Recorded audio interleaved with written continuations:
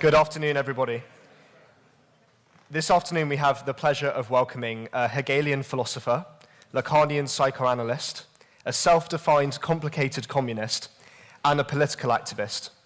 He's a professor at 3 universities. He's published over 50 books, which have been translated into 20 languages. He's been called the Elvis of philosophy, an academic rock star, and his personal favorite, the most dangerous philosopher in the West.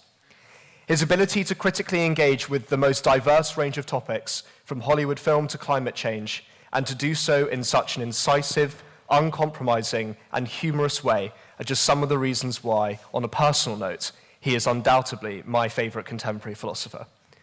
With all that said, and without further ado, it is my great pleasure to introduce you all to Professor Slavoj Zizek.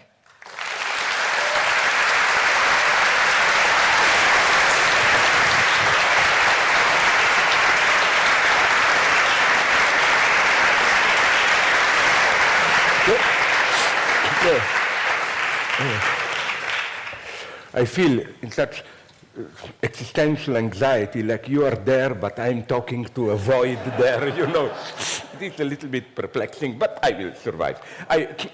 Just a brief improvisation, because, you know, my anxiety, uncertainty, is that often I was invited to a philosophical debate, and then big philosophical questions were like, do we need another referendum for Brexit or whatever, and so on. So what I will try to do to combine the 2 dimensions is precisely to begin with an abstract topic and show how it relates to philosophical notions. Because I think, and that's my optimism, no, generally I'm a pessimist, optimism for philosophy. Today, with all the public debates even that we have, the role of artificial intelligence, ecology, abortion, and so on, are we aware that these are all signs that traditional wisdoms no longer can help us, that as ordinary people in our daily situation, we have somehow to address philosophical questions which are by their nature philosophical. So let me give you 2-3 examples, 1 or 2 jokes in between, and then a political conclusion from this. People think I oppose LGBT+. I don't. I think properly understood this is something tremendously important. But I want to draw your attention to one feature, to this plus.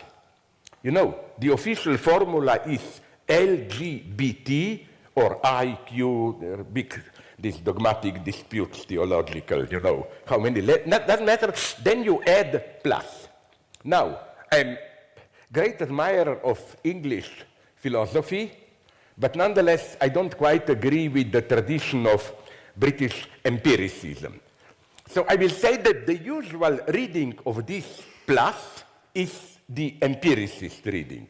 The idea is we should break out of the binary of just 2 big gender role, masculine, feminine. There are other multiple positions, they should be all equal. So then some people even try to legislate it, like City of New York proposed a list of 32 or 3 sexual positions, butch, trigender, asexual, and so on. But they always worry, my God, what if we missed still some position? What if somebody will come, I'm something else, where is my place in it?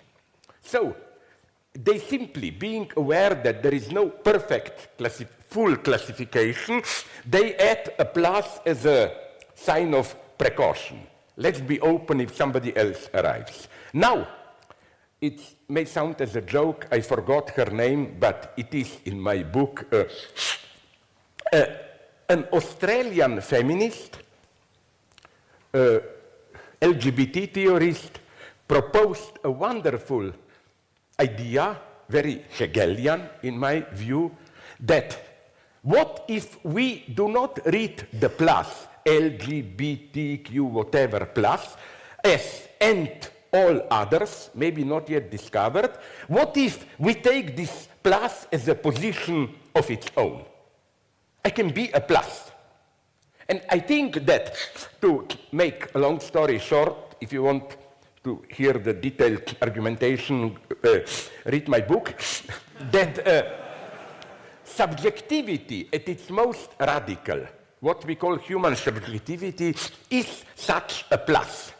When I am offered in ideology, that's how ideology works for me, basically, in everyday life.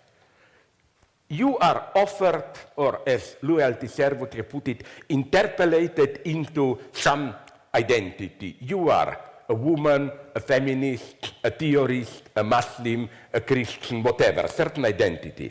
The basic hysterical question is a question to the master figure who gives you your identity or delineates it. Why am I what you are telling me that I am? Or, to quote Juliet from Romeo and Juliet, why am I that name? This self-questioning is basic. And it can be shown nicely, even in psychoanalytic practice, that two things. That first, this questioning is constitutive of subjectivity. Subject is a plus at its most basic. The moment you identify with a certain position, to put it in clinical terms, you fall into what is called perverse position. A pervert does not question himself. A pervert is a perfect instrument. Pervert knows politically. That's why all totalitarians are perverts, not in the sense of horrors that they are doing, but in the sense of their basic subjective position. A pervert knows better than you what is good for you, and like a Stalinist communist, we know better than people themselves what is good for the people and so on. So I'm saying that I don't have time to go into this very interesting domain of how the 68 was here full of anti-feminist biases, you know. They despised, I remember, I was young, I was there, they despised hysteria. Oh, this is just feminine, you know, just provoking a master, you don't really want to get rid of the master, but perversion goes to the end. As even Freud once said, very wrongly, I think, perverts actually do what hysterics also only dream about.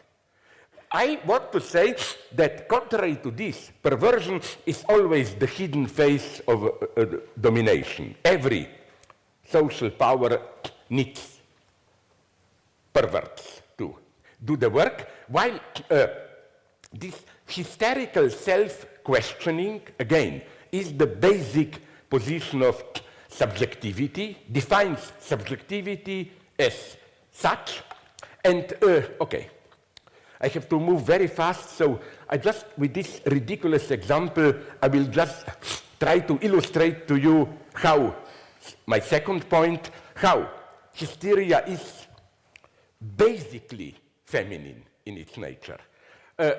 If you were in love, I'm talking, sorry for my male chauvinist bias in a traditional way, man in love with a woman, it happened to me always, okay, always, I was in love 2-3 times, really, not more, that the woman asked me this, you know, question that most of men hate, this, tell me, why do you love me? I think it's a very good question, because there is no answer to it. The moment you give reasons, it's not love. Or it's much more delicate. There are reasons to love, but the only way to understand this reason is to already be in love. In love, as in all existential engagements, religion is the same. It's not that you look around, oh, there are different religions. I see here Islam, Buddhism, Christianity, whatever, and let's look around, oh, that one has the better argumentation or the best, I will choose that one. This is not proper faith. Proper faith says only if you already believe you understand the reasons for it. So again, what I want to say, now I come to my first joke, It's an old one, maybe some of you know it, but now I discovered a new aspect of it. Things are nonetheless here complicated, because as self-questioning, the subject is empty. Empty in the sense of not rooted in a particular identity, by definition avoiding it. But this doesn't simply mean that subject is without object. The trick precisely with subjective positions, which claim to be universal, above divisions, which is nonetheless the particular bias there. So now comes the joke. I'm sure that you know it. I hope I will at least surprise you by my reading. It's a wonderful joke told to me by a Jewish friend long ago, where on Sabbath, Saturday, believers meet in a synagogue, and first the great rabbi addresses God there and says, "Oh my God, I'm nobody, I'm not worth of your attention," and so on. Then a rich merchant stands up and says, "Oh God, I'm also nobody, I'm not worthy of your attention, you should despise me," and so on. Then a poor ordinary Jew stands up and said modestly, "Dear God, I'm also nobody." And then the rich merchant kicks the rabbi and says, "But who is this guy? Does he think that, like us, he can simply say that he is also nobody, or what?" You know, now I will give you a surprising political example of this. We all know how white supremacists pretend to be universal, but really, this is standard topic, how their universalism is false, they secretly privilege certain way of life. But I found the same thing quite often with this typical figure of today's liberal left, this radical anti-nationalist stance of we in the West are guilty of everything, colonial crimes and so on. Whenever there is something wrong in the world, it must be our guilt, it is the effect of colonialism and so on. That's why it's quite comical detail. I'm sorry if you know this story, I will repeat it. I noticed how in the United States, if you are perceived as totally marginal, you are allowed to assert your identity. If Native Americans insist on it, it's wonderful, they resuscitate their dances and so on, wisdoms and so on. Then with black people, it's still okay. With Asians, Japan, China, suspicions begin. And the more you approach the West, the more problematic this becomes. If you are WASP, white Protestant, whatever, if you say, I also want to assert my identity, boom, you are a fascist, whatever. Now, this is often true. I'm not simplifying the choice here. What I'm saying just is that quite often with white people who adopted this position, we did so much crime, we are the dominant, that's why we should not assert our identity, this self-humiliation, renouncing your particular identity, obviously produced what Jacques Lacan calls a plus de jouir, a surplus enjoyment, a kind of libidinal profit, which is precisely the fact that they renounce particular identity, gives them the position of universality from which they are allowed to judge others.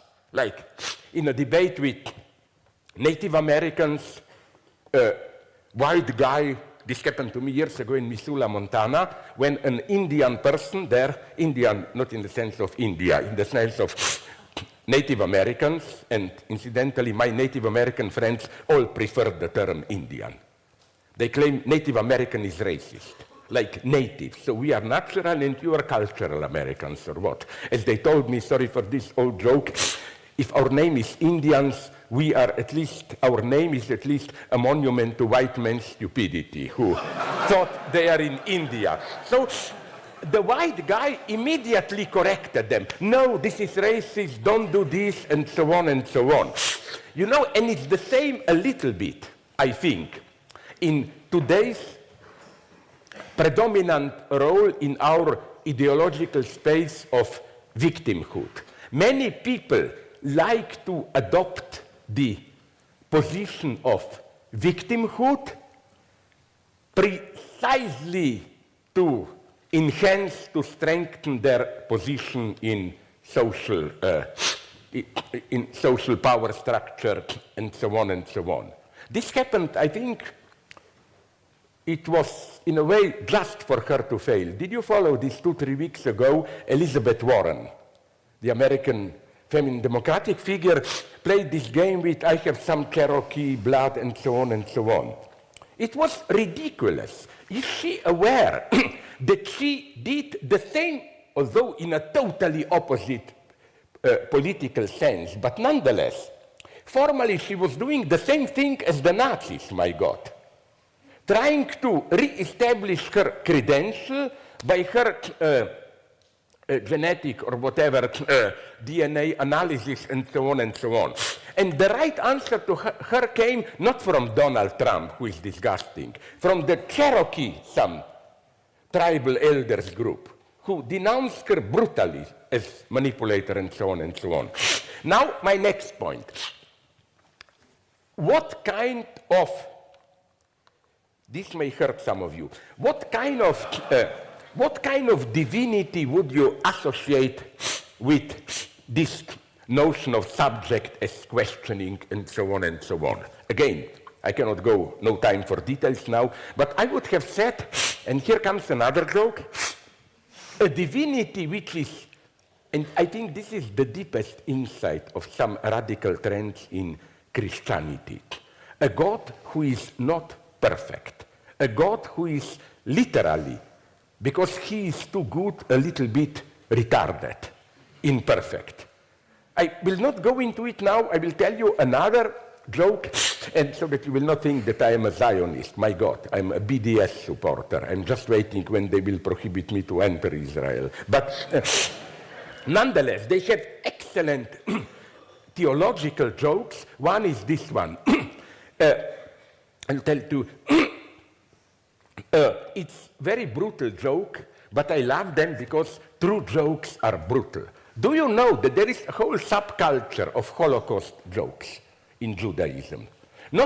They are not perverts who make fun of themselves. It's a subtle admission that when things are really horrible, to play this tragic game with dignity is obscene.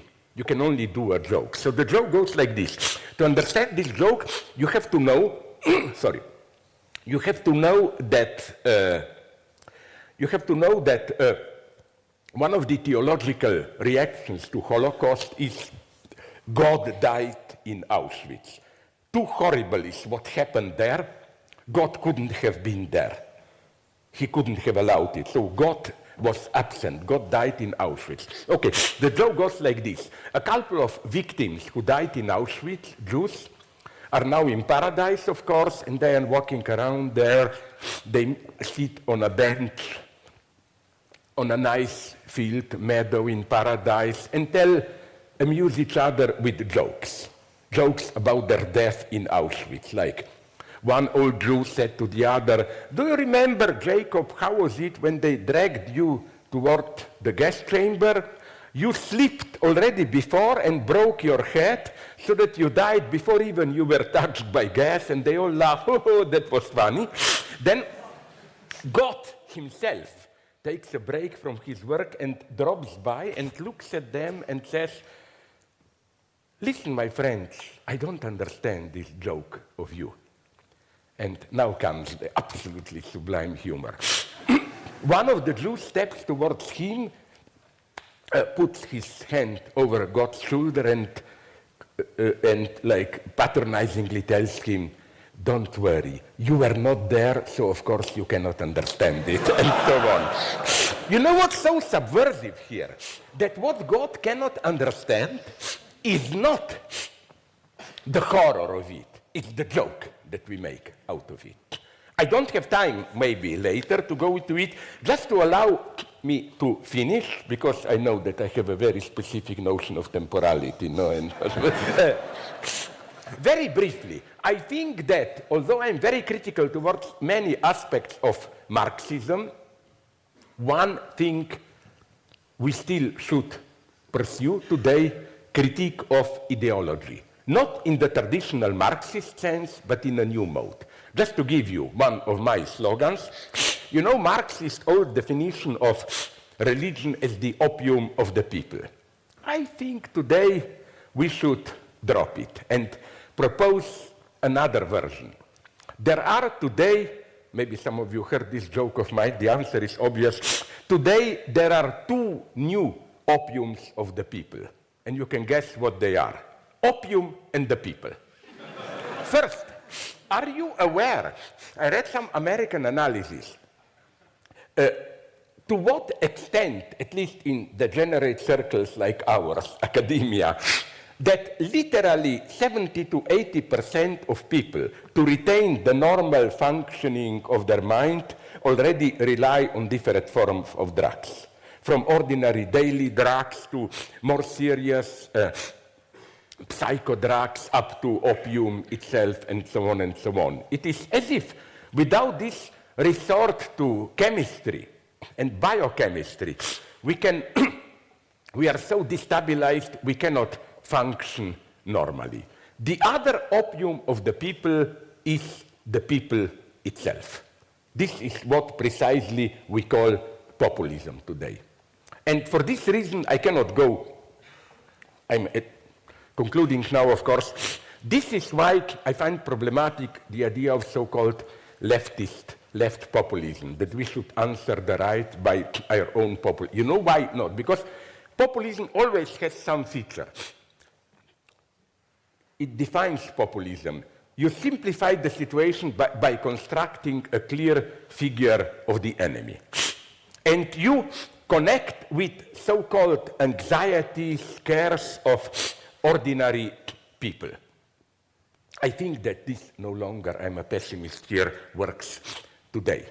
Let's take the United States. Okay, you will say the enemy is Trump. No, it is immediately.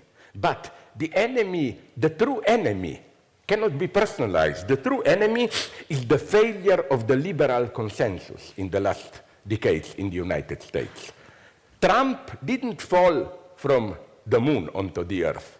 He emerged as a result of certain failures of this predominant form of consensus, because never forget this. Every functioning democracy is based on a consensus. You can have all the debates, antagonisms, but they always have to take place against the background of a certain basic agreement. And then we can find about, is this the best way to help our society, and so on and so on. That's why it's dangerous what is happening now, not only but also in the United States. It's literally this consensus is disintegrating. It's a kind of ideological civil war. So the second thing reason that I doubt populism is, and this will be the tragic point with which, after a series of bad jokes, I will conclude.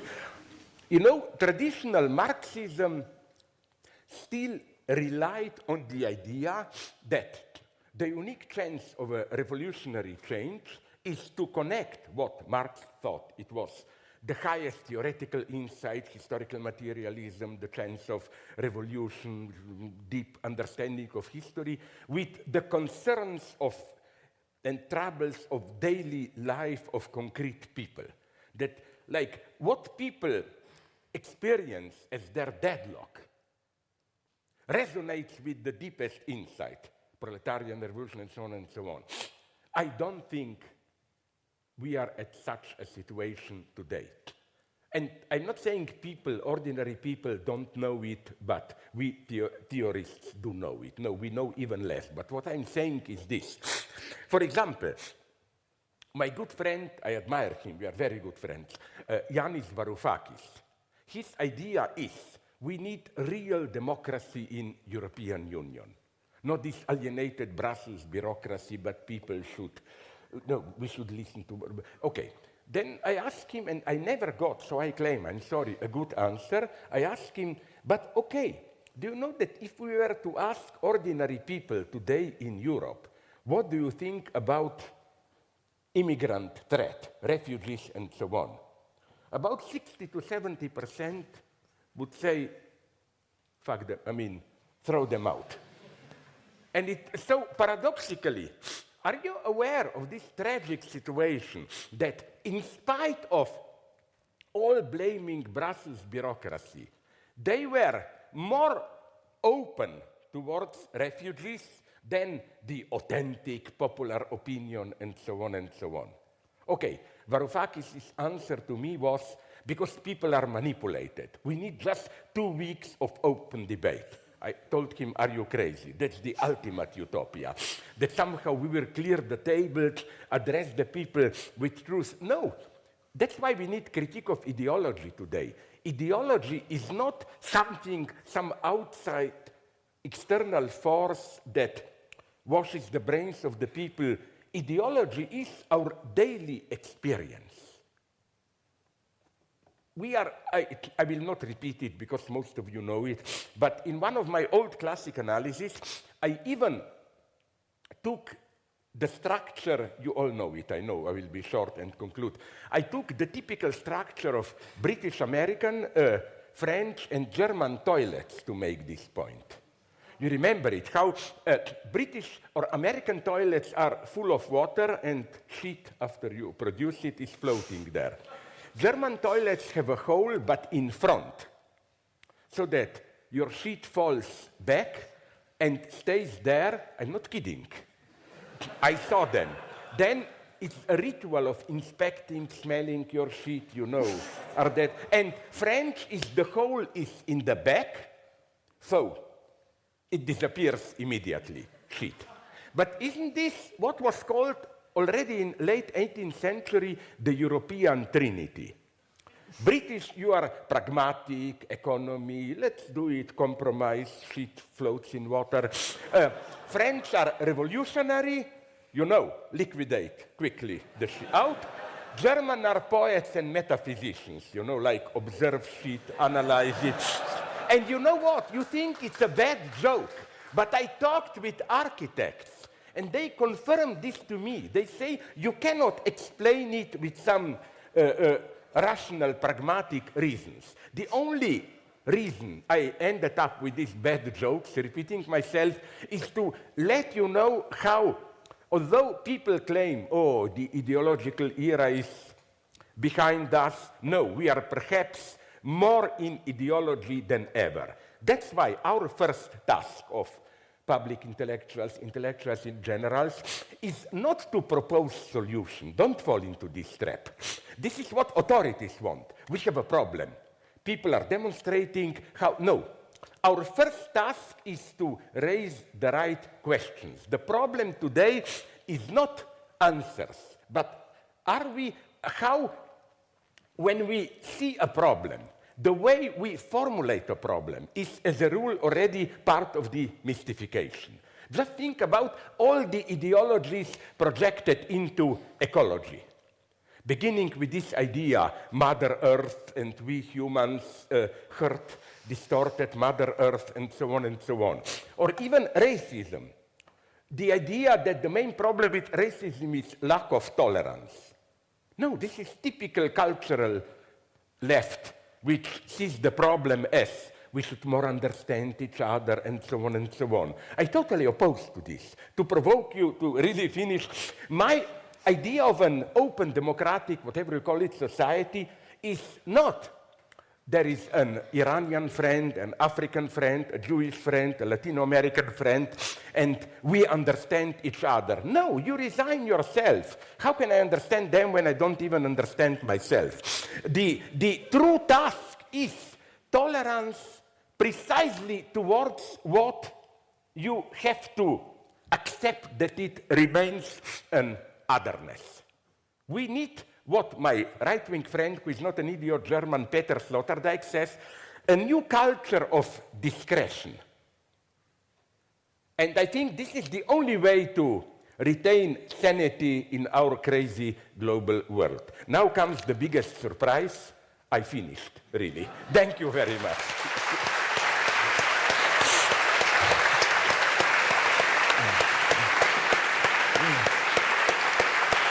Thank you.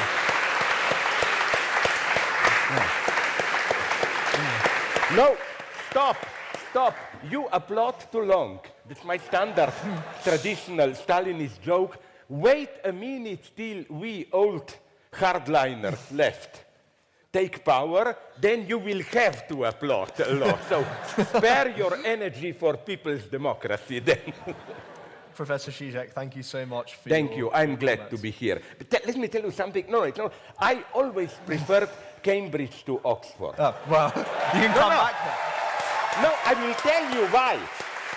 Oxford is always associated by me to that more old-time conservative, Latin-speaking, and I never forgot, as a lover of Cromwell, Charles I. Yep. Oxford was his bastion, no? To attack Parliament and so on, no? So, and also I think in social theory, humanities, it's losing now. I don't know how it is with you, but at least in new sciences, no? From quantum physics to bioengineering, aren't you now more? And social sciences as well. So Sorry? we're beating them Also. across the park. Okay, then I concede defeat, but again, I also, because Cambridge is, even romantically, Oxford is just a big city with a university part. Cambridge is more like all of it university, you know. Well, feel I free just to come like it back. here, sorry. Okay, so how it's going to work for the rest of the talk is I'm going to ask Professor Zizek some questions, and then for the last 15 Just to 20 please, minutes... if you want to survive this evening, don't ever call me again Professor Zizek. I was waiting for you to tell me. What did I do? Did I rape your mother in public to humiliate me so Careful, my much? mom's watching. Please, no, because Slavoj. when you call me Professor Zizek, I look, where is the professor here? It cannot be me. Right, Slavoj, Thanks, as you wish. thanks. Okay, so Jordan Peterson was at the Union last I week. know, our great spiritual man. Yeah. And he said that he hoped that the Democrats got badly beaten in the midterms so it would give them a kick up the arse, effectively. And you said in a recent interview with Owen Jones that you think that Clinton is the problem, not Trump. So I was wondering whether you agree with Professor Peterson and whether you think that the Democrats Him got the you can kick... call professor, that's okay. Yeah, I got your point. Yeah, and whether you think that the Democrats got the kick up the arse they needed this week in the elections. I am, okay, let's not lose too much time with this. I just wanted to say that I'm quite convinced with some analysis which show that the reasons of this relative success only in the Senate of Republicans is the obvious, incredible injustice of American electoral system for the Senate. You know the principle, each state gets 2 senators. So you have a small state, small by the number of population, like, I don't know, Montana and so on, which gets the same number of senators as California, although California has around 60 times more population. And it's strict. Do you know that the Democrats nonetheless got some 15, 20 millions more of the votes, you know? But you know, where do I more fundamentally disagree with Peterson? On the one hand, it's not that I am for, in any sense, for Trump. He is a horror. But maybe this is my wildly Leninist, speculative, brutal mind. I am always obsessed by this idea. I don't blame them. They can be well-meaning and so on. That, again, as you said and I said, the problem is the disintegration of this old centrist liberal democratic consensus. And this is what is really in crisis. And I see Trump as somebody who further undermines this consensus and thus create a need and maybe even a chance for a new consensus. I claim no Bernie Sanders and so on, no democratic socialist without Trump. Now, I know this is an extremely dangerous game because some idiots who criticized me at this point use this idea, but this is the same as to say, some crazy communist did say in 1933, it's better to have Hitler in power. Now, the fronts are clear. No, I'm not saying this. It's a specific statement about United States. For example, I am not saying that you should get Boris Johnson prime minister or France Marine Le Pen. European states are organized in a much more centralized, different way. So back to Jordan Peterson. First, I think that with all his pseudo-scientific reference, he cannot talk about women and marriage without mentioning lobsters, apes, or whatever, all of them, that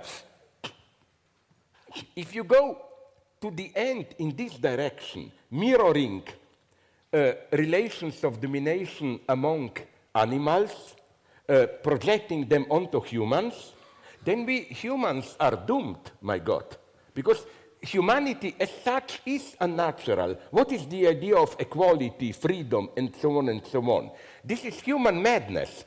And not only this, I cannot go into this now, but my first point is, and I will quote here somebody who is also my enemy, but a little bit more honest, Steven Pinker, so-called rational optimist. I saw on YouTube a debate between two of them where Jordan Peterson went strongly in this direction. Today there is so much violence and so on.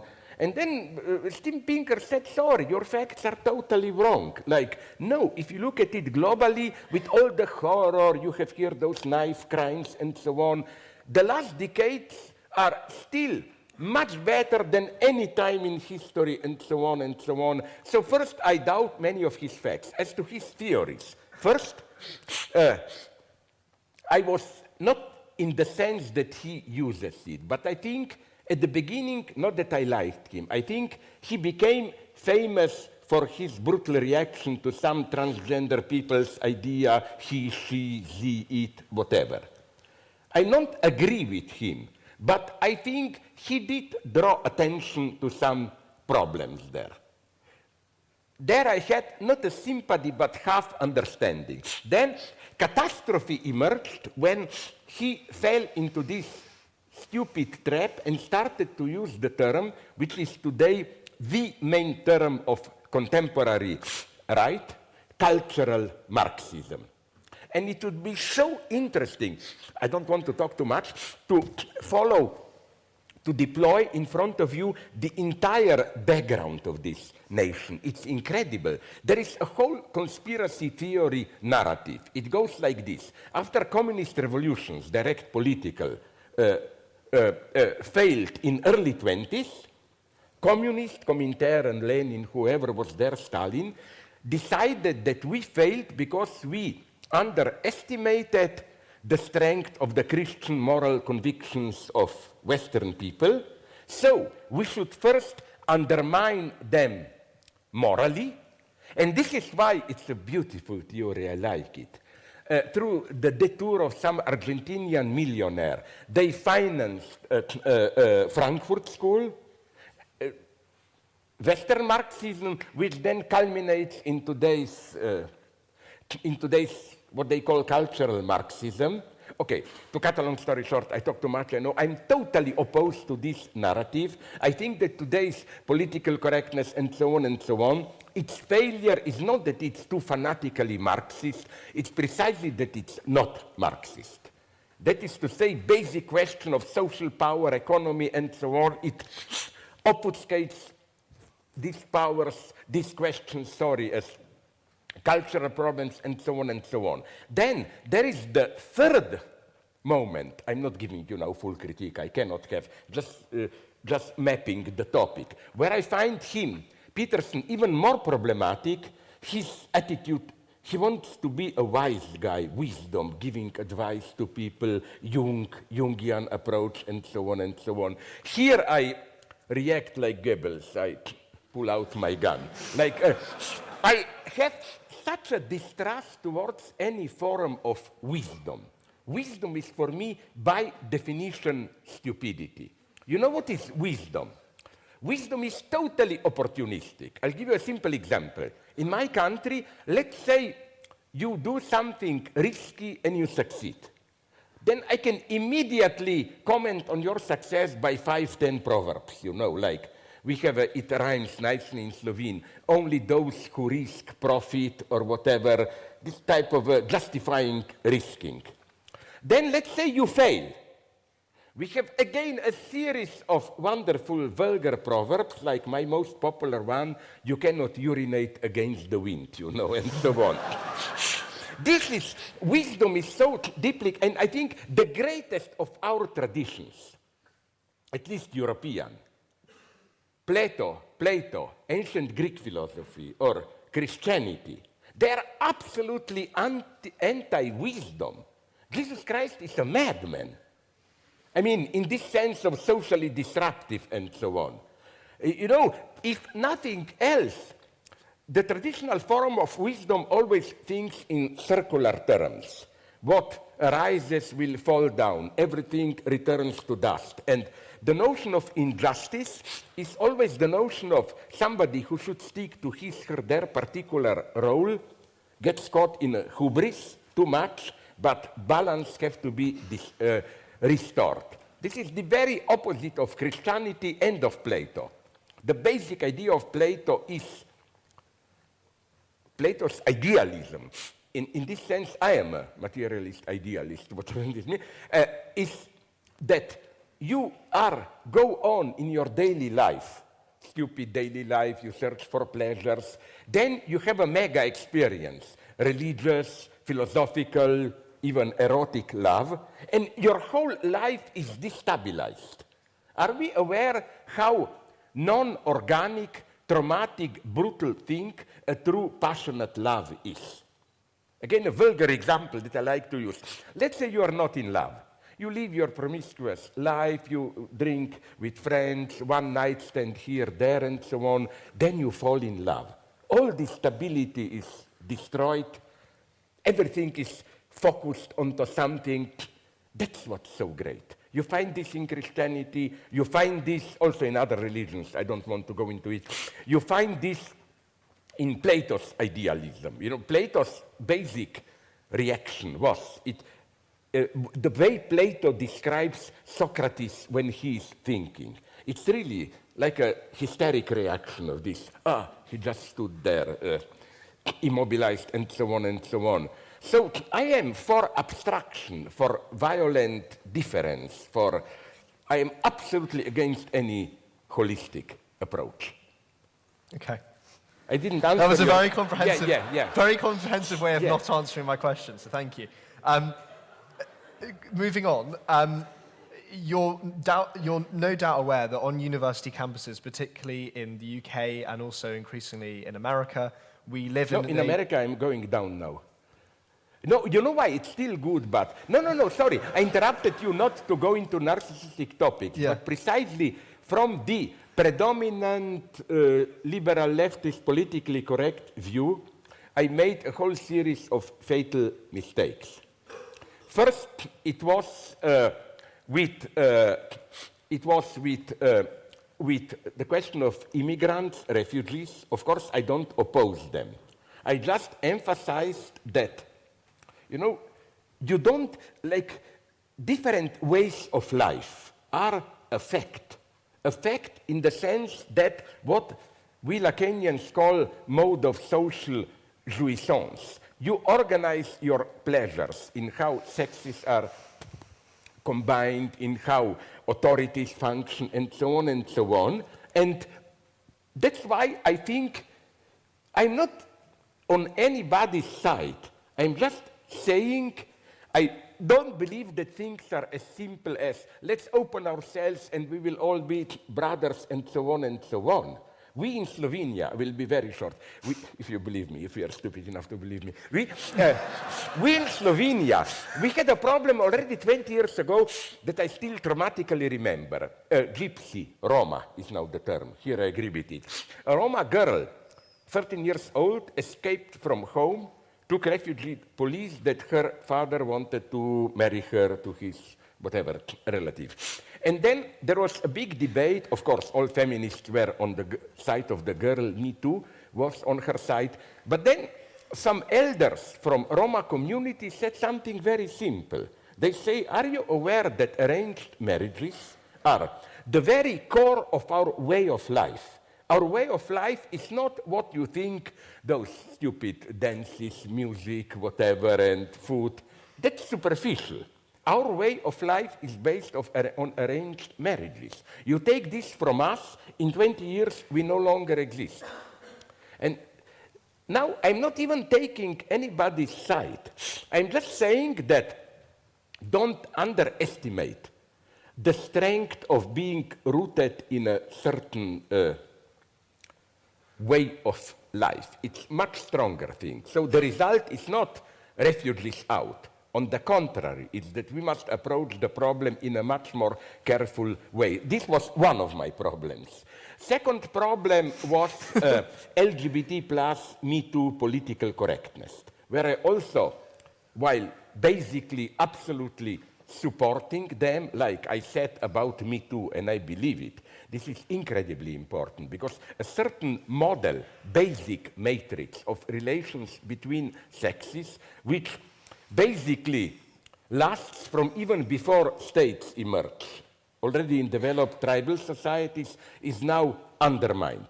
But I think one should be careful, there are traps there. Then there was, of course, all the problem, whom to blame more, Trump, Democrats, and so on and so on. So my status there is, my stocks are downward moving. Sorry to interrupt you here. No worries. In university campuses, we have an age of identity politics, and there's a concern among some on the left that identity politics undermines the development of a more universal and common humanity-centered solidarity that is required as necessary to bring about a radically different economic epoch to that of contemporary capitalism. So I was wondering whether you had any thoughts on this. Yes, but again, this is very sad. That's why people claim I'm popular. No, I'm not, and I know well why I'm not. Books and authors who are truly popular always have at the end a simple, effective formula, like Chantal Mouffe now, left populism, you know. Before, Negri and Hart, multitudes, and so on and so on. I'm skeptical.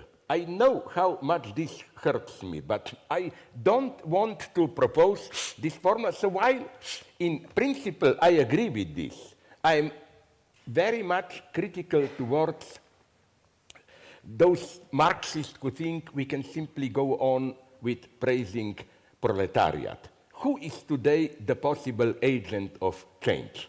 If there will be a change, I'm not sure. I think it's very dispersed. We have dissatisfaction in educated circles, like if you're a computer specialist or whatever, and if you are not very lucky, I don't know how it is here. In my country, Slovenia, 60% of people under 30 already can get only precarious jobs and so on. You have unemployed. You have so many other groups which are marginalized. You have then, of course, even whole countries which are out of our, what I call, cupola, out of privileged universe. But as such, they are fully integrated into global capital. Take Congo, which is one of the nightmares of today's world. Congo is totally integrated. So many crucial minerals come from Congo, but it's the state which is a non-operative state, and mostly it's local warlords dealing directly with Western corporations, with, of course, full support, or at least the international community is turning a blind eye, and so on and so on. So I think that while, of course, miracles will happen, I don't mean religious miracles, I mean like who would have even, for example, that would be my ambiguity. Syriza was a miracle. It was the first time that a relatively radical left, in a very democratic, clear way, came to power. But what happens afterwards is so significant for me. It's like a symptom of the deadlock of today's left. They were elected, as we all know, on the platform to oppose austerity. And then, you remember that referendum, literally 2-3 days after winning the anti-austerity referendum, they adopted the stance of becoming a perfect executors of the most brutal austerity.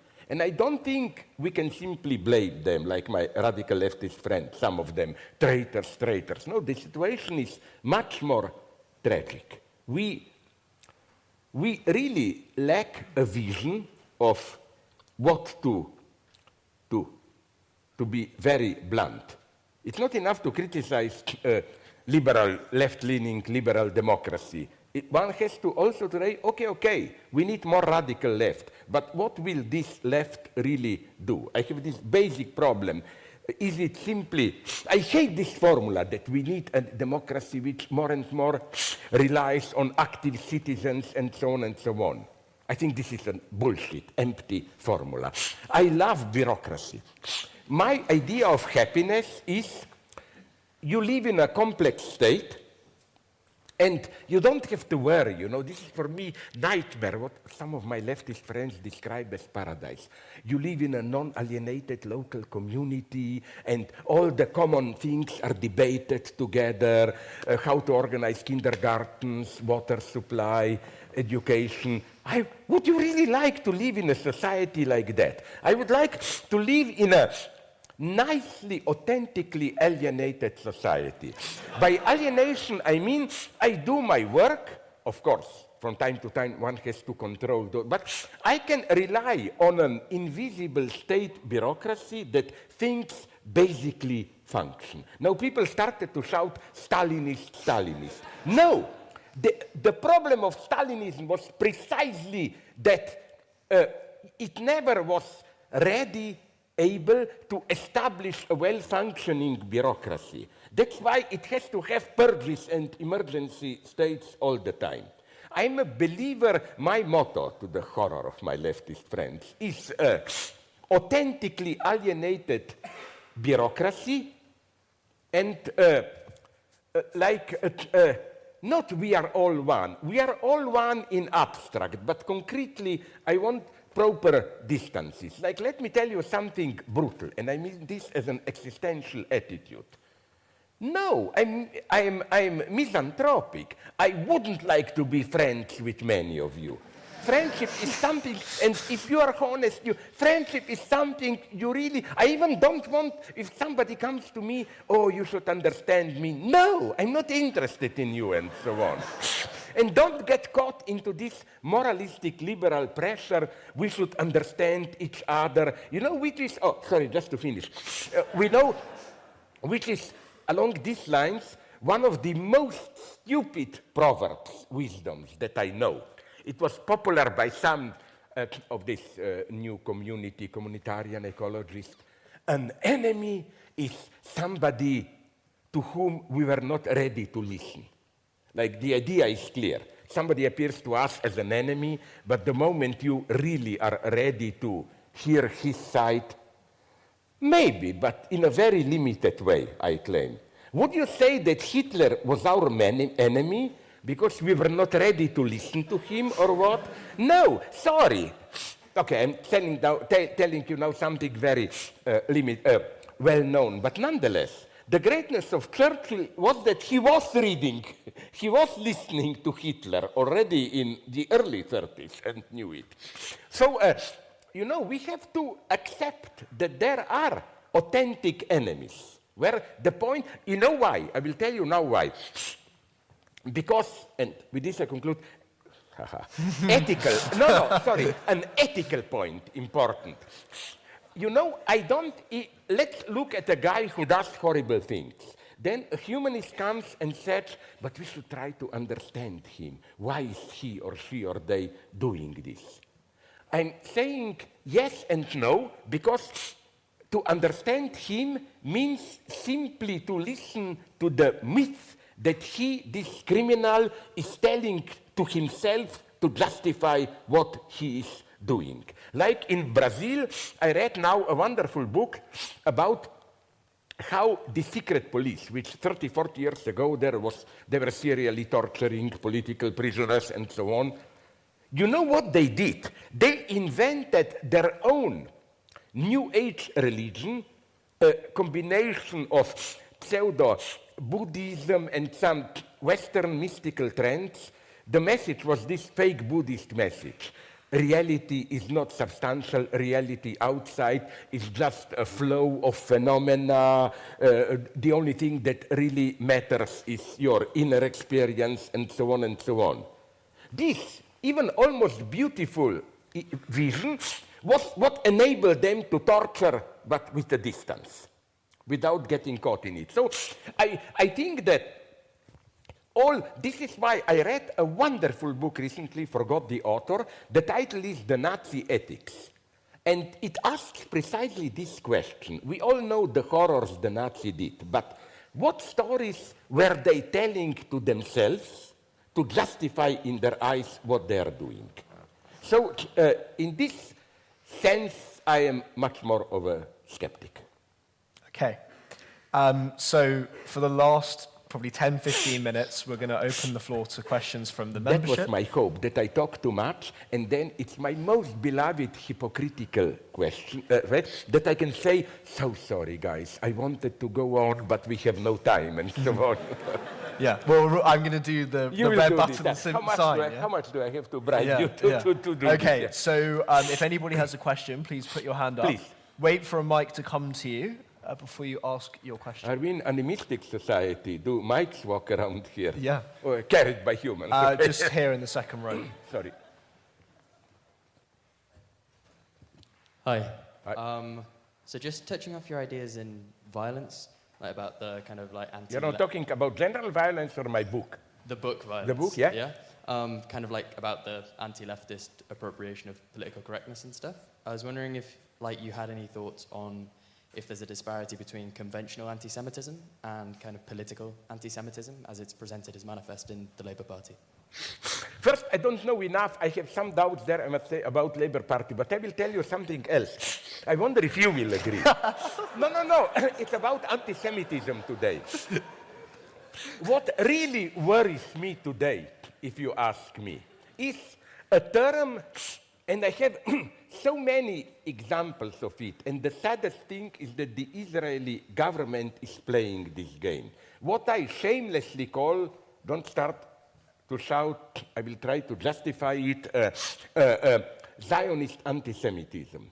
There is a long line in European anti-Semitic right which supports fully Israel because Jews should move there, not be here.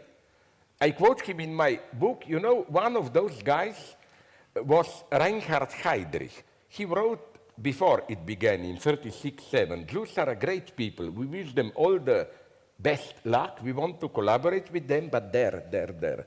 They should move there. And it goes on and on. You remember that crazy guy, Norwegian, Breivik, who killed many social democratic youth there? It's interesting to read. I didn't there in Norwegian, but my Norwegian friend sent me some excerpts. His idea towards Jews, his notion of Jews is split in the same way. He said, in the Middle East, we should fully support Israel. They are a fortress defending the West against Arab primitivism and so on. But here, they're intruders. They should go out and so on. And now, the saddest thing is that precisely those European politicians, political orientations, many of alt-right, have now the same split. For example, Orban in Hungary, in his home politics, all the time he denies it, but he softly flirts with anti-Semitism, while he is all for Israel out there. It's the same with Kaczynski, peace and whatever, law and justice party in Poland. Good relations with Israel, more or less open flirting with anti-Semitism at home. That's why my dream is to turn it around. I'm also all the time accused of Islamophobia, of course. But I hate those. I will finish with a very naive point. I hope you will agree. When people say on both sides, like on the one hand, some Jews say, listen, we suffered Holocaust, you should pardon us a little bit of what we are doing there. Or on the other hand, many Arabs saying, you know, what they are doing to Palestinians now is the same as Nazis were doing to them, so we have the right to some terror and so on. I think that the only ethical stance imaginable is the only just sympathy for Palestinians should not be, let's screw the Jews, but on the opposite, for the same reason that one must be unconditionally against anti-Semitism, and there is no compromise here. I never am ready to accept the term progressive anti-Semitism. This was my long problem years ago when I was still half friend with him, with Ernesto Laclau. He flirted with this idea that why not in some progressive movements you can have anti-Semitism incorporated. My idea is that because of structural reasons, how anti-Semitism is structured, anti-Semitism is always by definition a sign that something is wrong, flawed with your political vision. So you know who was that to say, for the same reason that I admit the mega horror of Holocaust and European anti-Semitism, for the same reason I show some sympathy to Palestinians. And this is what all my Jewish friends, this is their position of my Jewish friends. This is so important not to make any compromises here. I mean, you know who, I forgot his name, I think it's Marek Edelman. In one of my earlier books, I finished with him. He's one of my absolute heroes of 20th century. He was a Bundist, a Polish Jew. He fought together with communists in pre-World War II Poland. Then he was one of the few survivors and organized the Warsaw Ghetto, the famous resistance when the Nazis destroyed the ghetto. Then he was the Warsaw Uprising, one of the organizers. It's an incredible person. Then he remained in Poland and was a dissident, even arrested a couple of times. Then he was one of the founding fathers. It's an incredible person. He was always there. Founding fathers of Solidarity, and even wrote a letter to my Palestinian brothers, telling them precisely as a victim of European anti-Semitism, I sympathize you, but unconditionally don't fall into anti-Semitism, terror, and so on, but nonetheless deep sympathy. And you see, these heroes are authentic ethical heroes for me. Don't fall into that blackmail, you know. Oh, we suffered so much so that now, fuck it, we can cheat a little bit and so on. No, ethics must be blind, cruel, and brutal. Okay, any more questions? The person, yeah, you're waving at me, and I've seen you. How did you choose? Huh? This is always, when I run a debate, the big enigma for me. How did you make a choice now? Why don't we talk? Personal sympathy or what? Let's talk about that later when we're Okay, not so I'm close to the sorry, time. I'm sorry, please. I'm going to use some Marxist terms, sorry. Given that you said that today is possibly the most ideologically intense era in history, do you think we maybe have to edit the classic Marxian base and superstructure, where ideology is traditionally thought of as superstructure, maybe move it to the base? Maybe using a practical example from your speech, you talked about the plus de jouir, basically of the renunciation of Western identity by the liberal left to create this surplus enjoyment. I recently read the Capitalist Unconscious by your compatriot.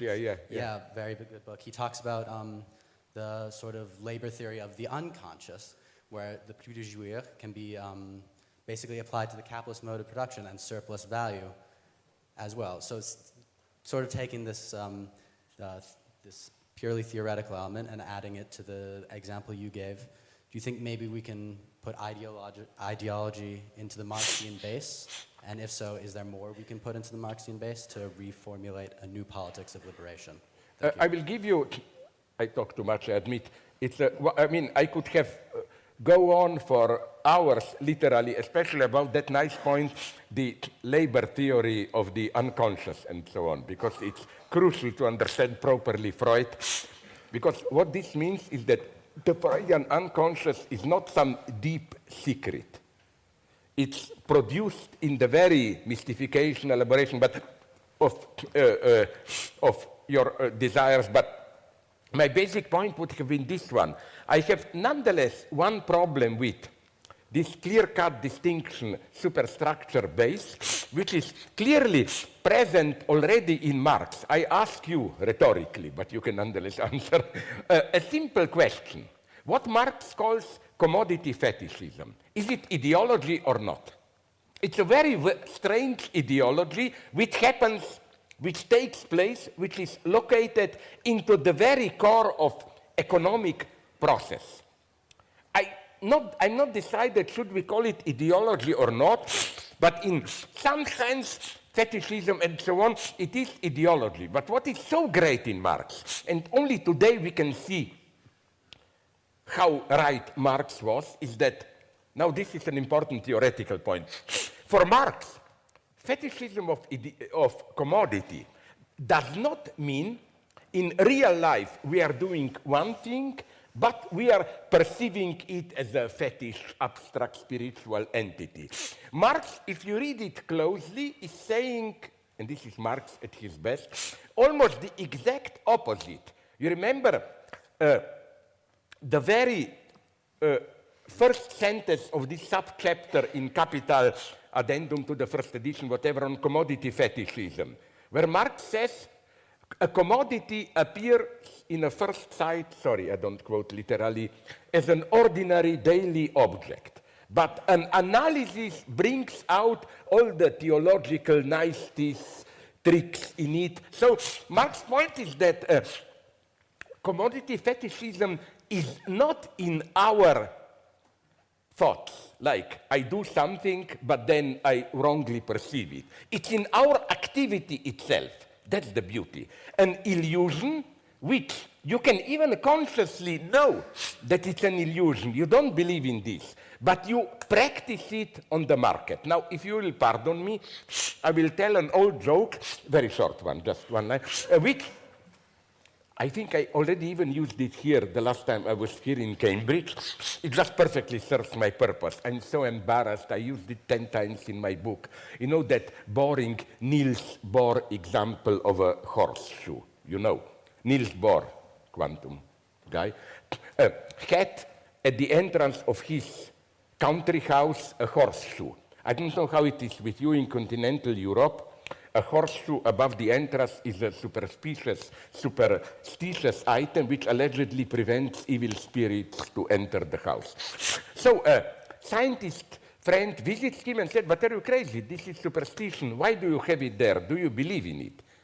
Niels Bohr, no wonder he was allegedly reading Kierkegaard. Kierkegaard gives the perfect answer. He says, I'm a scientist. Of course, I don't believe in it, but I have it there because I was told that it works even if you don't believe in it. That's ideology. We know it's false, you don't have to believe it, but it works. So again, and this is incidentally also a problem which bothers Fred Jameson. With today's capitalism, speculative capital and all that,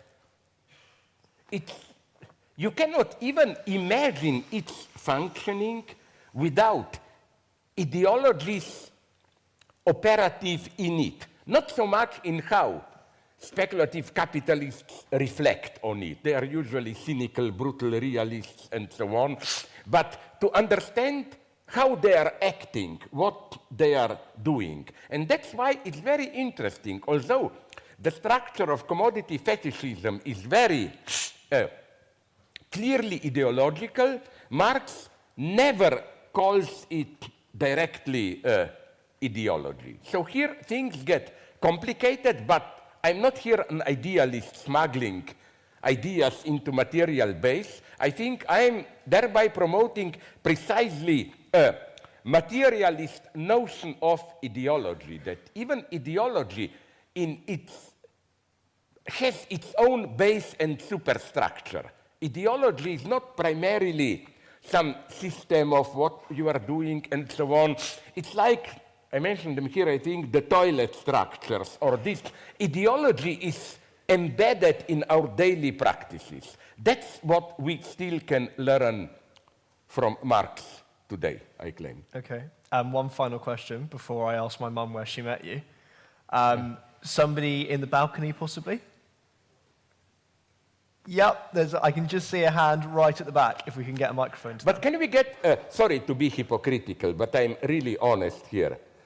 You, not me, you will be reproached if no woman will ask a question. And I don't mean this in a patronizing way. The worst thing for male patriarchal types is to get one woman and then to say, oh, you see, we are honest. But nonetheless, it hurts me, because often women, I must say this as a privately very, not anti-feminist, like, you know, I'm a frustrated man who envies successful women who write better books than you. And they usually ask better questions. Sorry, I just... Yeah, I just wanted to, I think I was really interested when you were talking about how liberal consensus has been sort of disrupted a little bit, and democracy is kind of at risk because of that. And I think part of the reason why that's happening is because of the technology where these debates are playing out online at the moment, and the algorithms behind them that kind of tend to lead us into only finding articles that we already agree with. And I'd love to hear your thoughts on the way that technology has affected the sort of disruption of the consensus. If I got, sorry, maybe I wasn't able to follow all of it in detail. I mean, technical problem, but I nonetheless, maybe I misunderstood you, but I wouldn't put it direct. I still, in a very naive way, believe that technologies are not in themselves ideologically oriented. Of course, in some sense they are, but they are always a battlefield. Like, what is going on now is the big battlefield of who will control the digital space. And this is especially important battle, because if we can learn something from what goes on now, that's why I still support, with all the crazy things he did, Julian Assange, because people say, why doesn't he criticize Putin more? My answer is that, first, I agree, he said some stupid things about Russia and so on. But, you know, the big breakthrough of WikiLeaks was, for me, not so much Russia, China. My God, everybody knows they are controlled societies and so on. Ideology at its most dangerous today is, and that's the magic of successful control through internet and other digital media, that you are most controlled and softly regulated precisely when you perceive yourself as at the highest level of your freedom. What can be most free than just surfing the web, this, that, and so on? That's ideology at its most dangerous. To put it in somewhat pathetic terms, your unfreedom falsely experienced as a new form of freedom. This is how it all works from late 60s onwards. For example, today you cannot even get a permanent job, all the time anxiety, precarious work. Then ideologies of new modernity come and tell you, but don't you see that the fact that you don't have a permanent job is a new opportunity, you're not alienated in a fixed position, you can reinvent yourself every year again and again. That's ideology at its most efficient. Not the old authoritarian ideology, subordinate, but to make you see new forms of unfreedom as the very form, new figures of unfreedom as the very form of freedom. In this sense, I think the battles today are precisely for these invisible forms of control. And the last text I wrote, you can read it, it's published in that very marginal American, they're the only ones who want to publish me, digital journal, Philosophical Salon at Los Angeles Review of Books. I read a wonderful book by Italian author who was a fascist, then became a communist. Okay, you will say the usual, of Curzio Malaparte, of the revolutionary coup d'etat technique, immediately. No, and he says, describes very convincingly how Trotsky, who we know now, was the true master of the October Revolution, did it. Stalin and the majority of the Politburo of the Bolsheviks, even Lenin was oscillating here, still thought about revolution in the traditional way. You gather 100,000 of people, they storm the palace, the seat of government, army headquarters. Trotsky got the point that a modern state has a couple of knots or key points of power which render possible its functioning.